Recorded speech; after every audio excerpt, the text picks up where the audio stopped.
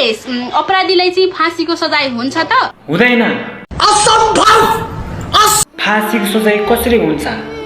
जब सरकारले नै त्यस्तो नियमै लागू गरेको छैन भने, जबसम्म नेपालमा फाँसीको सजाय यस्तो नियम ल्याउँदैन नि, तबसम्म यस्तो घटनाहरू घटिरहन्छन्।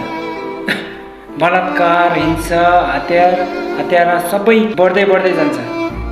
जब नेपालमा त्यस्तो फाँसीको सजाय राखिँदैन नि, तबसम्म यस्ता बलात्कारीहरू, हत्याराहरू कोही पनि डराउँदैन के।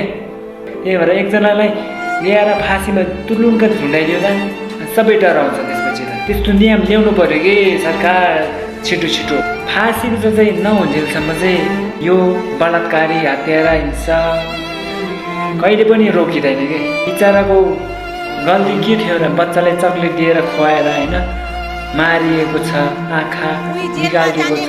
गम मासु भात खाएर लामखुट्टे जस्तो सुके नास ज्यान भएको बलात्कारी अर्ना भैँसी जस्तो भएर निस्किनु बाहेक अरू ठुलो उपलब्धि मैले केही देखिनँ। समझ रहे हो?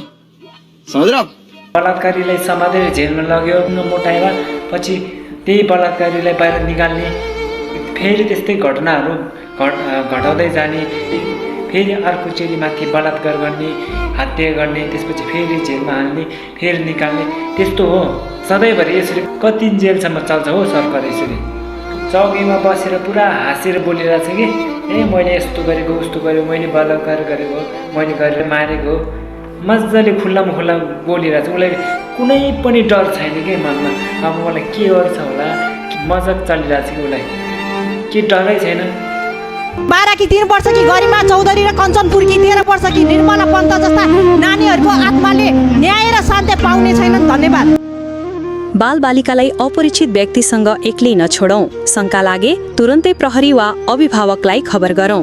धन्यवाद।